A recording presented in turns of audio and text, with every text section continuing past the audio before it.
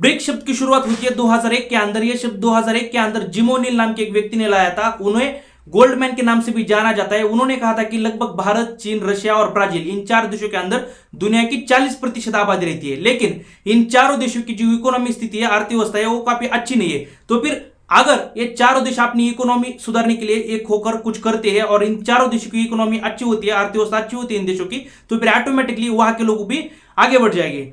तो फिर इनका मानना था इन 4 देशों को एक होना चाहिए। लेकिन इसकी एक औपचारिक शुरुआत है ना यूएन के अंदर 2006 में होती है। ये 4 देश एक होते हैं और वो अपने आप को ब्रिक मान लेते हैं। लेकिन इसकी ऑफिशियल जो शुरुआत है वो लगभग 2009 के अंदर होती है। 16 जून 2009 को इसकी ऑफिशियल एक बैठक होती है। तब इसके अंदर लगभग 5 देश होती है। जो 5वां देश था वो था साउथ अफ्रीका, लेकिन वो पूर्ण सदस्यता उस देश को नहीं मिली थी। तो फिर साउथ अफ्रीका जो देश है लगभग 2010 के अंदर पूरी तरीके से इसमें शामिल होता है। वो 2009 के अंदर बैठक में भी था, लेकिन ये ब्रिक जो है पूरी तरीके से 2010 के अंदर साउथ अफ्रीका की वजह से ब्रिक्स बन जाता है और इसकी ऑफिशियल शुरुआत होती है। फिर चाइना के शंघाई के अंदर ब्रिक्स का एक हेड ऑफिस भी बन जाता है। लेकिन ब्रिक्स की जो असली शुरुआत है ना वो 2014 से शुरू होती है।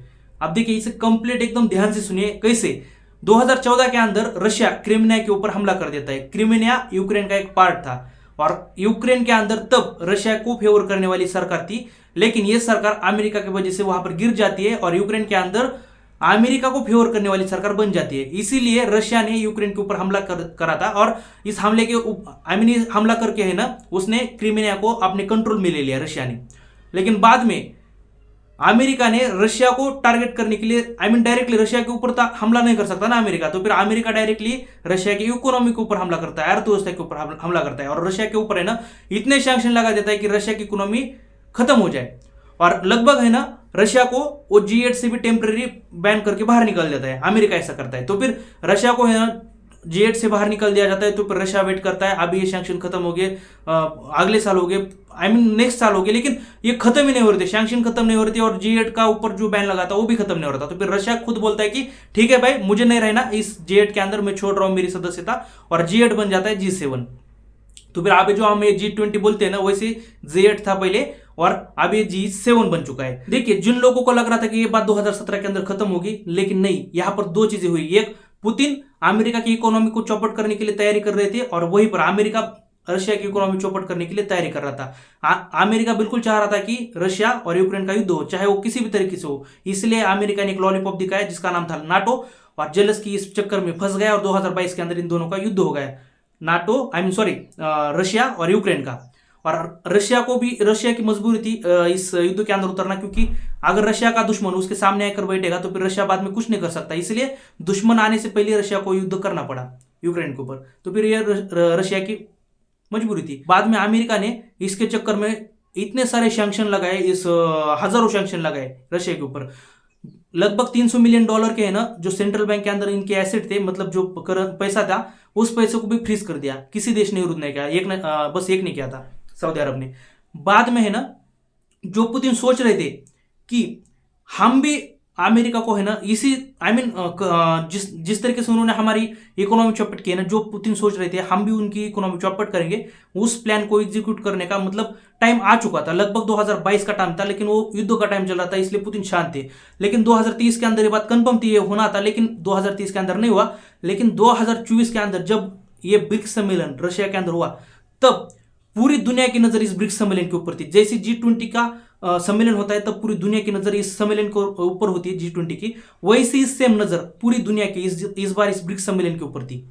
और ये इसीलिए इंपॉर्टेंट था क्योंकि पुतिन ने क्या सोचा था और क्या प्लानिंग की थी सभी जानना चाहते थे। और पुतिन ने सच में एकदम मास्टर ब्लास्टर प्लानिंग की थी, क्योंकि देखिए पूरी दुनिया के अंदर जो व्यापार होता है ना पूरा डॉलर के अंदर होता है। लगभग 100 में से 95% व्यापार है ना डॉलर के अंदर होता है। मैं तो एक्सपर्ट नहीं हूं, लेकिन आप किसी भी जो इकोनॉमी के अंदर एक्सपर्ट है उसे पूछ सकते हैं। अगर कोई स्थिर करेंसी है, एकदम स्टेबल बैलेंस करेंसी है ना, तो फिर कौन सी है? तो फिर वो बोलेगा डॉलर है। तो फिर डॉलर इसीलिए स्टेबल है क्योंकि डॉलर का है ना बहुत ज्यादा इस्तेमाल किया जाता है। लगभग भारत भी डॉलर का इस्तेमाल करता है हर व्यापार के अंदर, चाहे वो ईरान के साथ हो, सऊदी अरब, किसी भी देश के साथ हो। तो फिर भारत ने भी अपने करेंसी निकाला है। लेकिन बात बस इतनी सी है कि पुतिन जो है ना वो बिल्कुल नहीं चाह रहे थे कि डॉलर इतना आगे बढ़े। पुतिन ने 2024 के अंदर कजान के अंदर ये जो रशिया के अंदर सम्मेलन हुआ, इसके अंदर डायरेक्टली अनाउंस कर दिया कि हम ब्रिक्स की करेंसी लाएंगे। आप देखिए यहां पर ऑलरेडी 5 देश थे। ये जो 5 देश है ना, जैसे कि Bharat, China, Russia, Brazil, Saudi Arab, ये 5 देश, और इसके अंदर और जो नए 5 देश जुड़े हैं जैसे कि सऊदी अरब, ईरान, इजिप्ट और इथियोपिया, ये जो नए देश है ना। अब देखिए ये जो 10 देश है, ये 10 देश, इसमें से ज्यादातर देश है ना डॉलर का इस्तेमाल करते हैं। मान के चलिए अगर इन 10 देशों में से ज्यादातर देशों ने डॉलर की जगह पर ब्रिक्स की करेंसी का यूज करना शुरू कर दिया तो फिर कैसा रहेगा।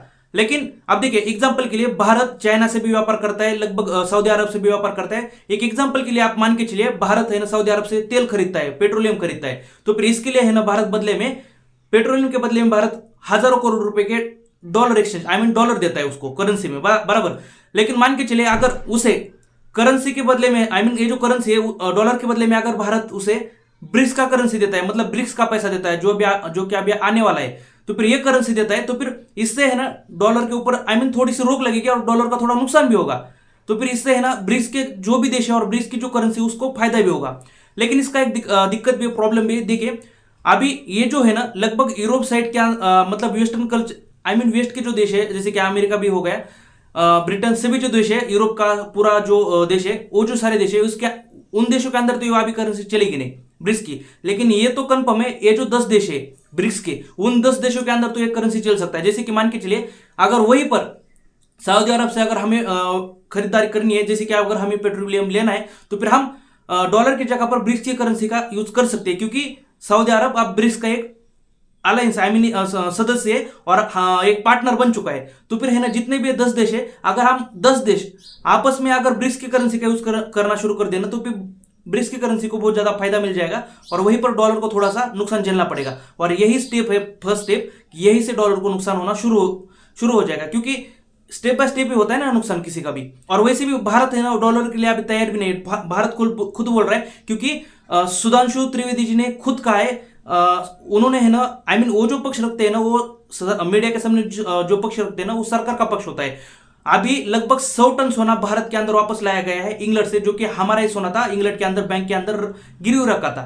तो फिर वो सोना जब भारत के अंदर वापस आया तब सुधांशु त्रिवेदी जी ने खुद बोला कि देखिए अब हम डॉलर के ऊपर भरोसा बिल्कुल नहीं कर सकते, क्योंकि डॉलर अब उतना स्टेबल नहीं रहा, और हम अभी है ना पेट्रोलियम के बदले सोने का भी इस्तेमाल कर सकते हैं, क्योंकि सोना एकदम स्टेबल है, वो उसकी ये जो है ना उसकी वैल्यू कभी घटेगी नहीं, उल्टा बढ़ेगी। तो फिर हम सोने का इस्तेमाल करेंसी के रूप में कर सकते हैं। और देखिए अभी सोने का इस्तेमाल वो इसलिए बोल रहे हैं क्योंकि अभी जो है ना फिलहाल ब्रिक्स की जो करेंसी है ना वो आई नहीं है, क्योंकि अभी ये जो नोट दिख रहा होगा ना वो बस एक औपचारिक रूप से है ना नोट आया है, लेकिन अभी 1-2 साल के अंदर इन्हें कंफर्म है कि ये नोट आएगा, और जब आएगा तब ये पूरे 10 देश और जितने भी और देश इसके अंदर जुड़ेंगे वो सभी देश इस करेंसी का यूज करेंगे। और इससे है ना इन सभी देशों को भी फायदा होगा, क्योंकि जैसे डॉलर के वजह से अमेरिका को फायदा होता है, रुपये के वजह से भारत को फायदा होता है, तो फिर इस ब्रिक्स की करेंसी के अंदर जितने देश है उनको भी फायदा होगा, प्लस इस ब्रिक्स की करेंसी को भी फायदा होगा, और फायदा है। मतलब यही करवाना चाहते थे पुतिन, और यही हुआ इस समिट के अंदर। और इसीलिए अमेरिका अभी ज्यादा डरा हुआ है, क्योंकि एक बार डॉलर गिर गया तो फिर अमेरिका के लिए बहुत दिक्कत हो जाएगी शुरू। और इसीलिए अभी डोनाल्ड ट्रंप ने भी कहा था कि मैं डॉलर के अगेंस्ट जो भी ऐसे देश काम करने वाले हैं उन देशों के ऊपर प्रतिबंध लगा दूंगा। मतलब अभी डॉलर को बचाने की बात चल रही है अमेरिका के अंदर, और पुतिन ने यही गेम खेल दिया।